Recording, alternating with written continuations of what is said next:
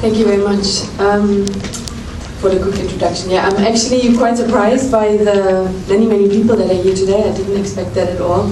And I have to admit, it's actually also my second presentation today, so if I seem a little bit tired, that's because my day started at 5 a.m. But nevertheless, I'm really excited to tell you a little bit about my experience with building brand communities in the last 5 to 6 years.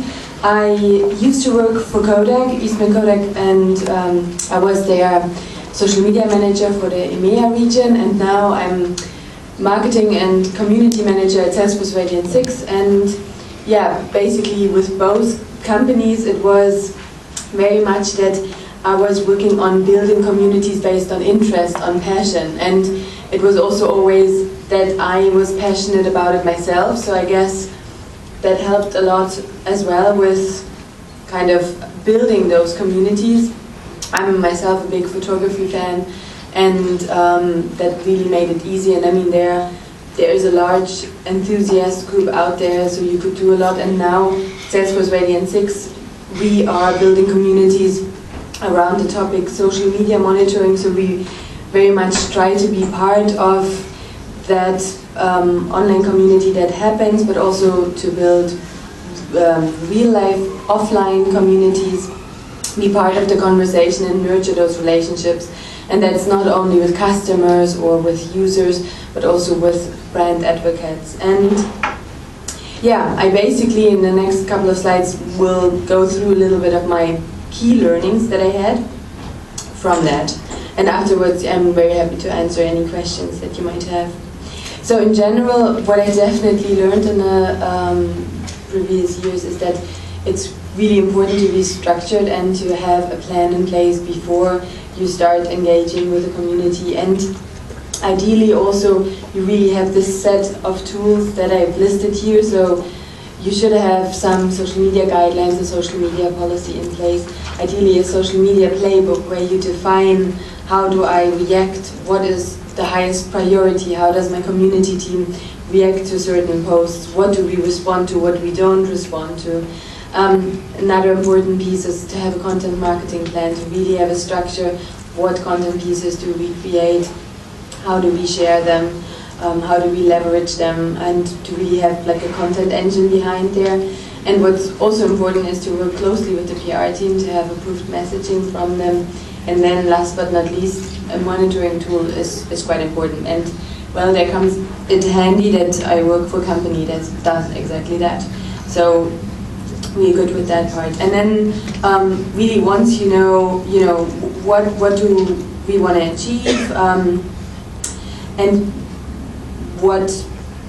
how can we achieve it, and by when do we want to achieve it, then it's also not yet time to jump in. Then really it's important to start listening and to start understanding who's out there, how does the community look, what do they talk about, where do they hang out, what communities already exist, where can we jump in, what events happen, how can we engage with them, and who are the most influential voices of those communities, depending on the different topic or brand or industry. That is really important before starting anything, because those influencers, those advocates, they can really be very positive for you. They can really help to spread the community, to get a lot of members. But on the other hand, if there are distractors out there, you need to know about them as well, to be careful and to know when to react and how to handle those. To speak a little bit from how do we do it now ourselves at Radiant 6, so we have a quite large community team that really does full-time community management, that creates a lot of content, that is in contact with our online audience, with our community, with people that are interested in social media and social media monitoring, in strategy, etc. But it's not necessary that you have that. It's also, for example, at Kodak, in my EMEA role, we didn't really have a lot of people in the social media team, but what we did is we used internal subject matter experts that helped us with content creation, that we could give roles, that helped us with reaching out to people. And the same is actually now at Radiant 6 true a little bit in some of the European countries where we don't have large teams yet. There we leverage our own employees that aren't necessarily in marketing, but that are passionate about the brand, about the topics, and that want to share about it, that can create content, that can go to events, that can engage with people. So it doesn't necessarily always have to be a team of full-time community members. And what I also find very, very important is that you really show who is that actually, who is your community team, and that you present them, that they are very natural. And I just wanted to show 2 examples. I mean, the one is how we show our community team on our Twitter page. So you see everyone. We made some avatars for them. That's not necessarily, I think, even sometimes photos are even better. And the right-hand side, it's a Facebook page of a German drugstore, DM. It's something like Boots. And I really, really love how they've done that. So they introduce really the different team members, even the service people that can help if customers have any issues, and it really gives it a personal touch. It shows the people behind it, who you talk to, and everybody tells their little personal story about them, and so you kind of have the feeling that you already have a connection to them, and then it makes it much, much easier when they then reach out to the community and start building relationships. And when it then comes to building a community, or, I mean, I always was in the situation that actually the communities already existed, so we kind of tried to get them engaged with us and become a part of that existing community. It wasn't starting completely from scratch, but the important points are, if with engagement online, definitely that if you want to have success, you need to reply to comments or to questions, be friendly, and also if they sometimes the people ask questions that you can't answer straight away, then just get back to them. Well, I'll need to find out about it, but I'll be in touch with you. And then also not forget about it, but then really provide an answer later. And it's also what we found, what is quite important, is to really show, okay, what times are we actually active on our social channels, what times can you expect an answer from us. That way you don't get anyone upset. And another important point is really to give people a voice, so to ask questions, to ask for opinions. They will be really, really happy to engage. I mean, that's the whole point of having this online engagement, this discussion. And another very important one, that's why I gave it even a separate slide, is really to keep calm and never react emotionally about anything. Because there will always be people that just have a bad day or that have to complain about something, and sometimes you might be able to fix the problem and help if it's something, you know, where there is actually a mistake, but sometimes it's just people who are in a bad mood and just didn't find anyone else they could really be mean to. So yeah, in those cases you might just want to ignore it, but definitely never really get emotional on those channels. And what I also found in building communities, what is the most important part, and today is a great example, it's a meetup. It's how you get to know people. It's really, really important to organize offline events or to attend existing events that are already happening of your community. And for example, at Radiant 6, we do now regular meetups ourselves, and we started them as kind of, we call them social salons, where we just invited people for having a drink and a chat. And that changed now a little bit by discussing with the attendees what they would like to see, what their interests are, what they would like to do. That to mic up, how we call it. We do that next Wednesday actually, is our first one, so we're going to try it. And it's going to be a similar format. It's in a mic up style.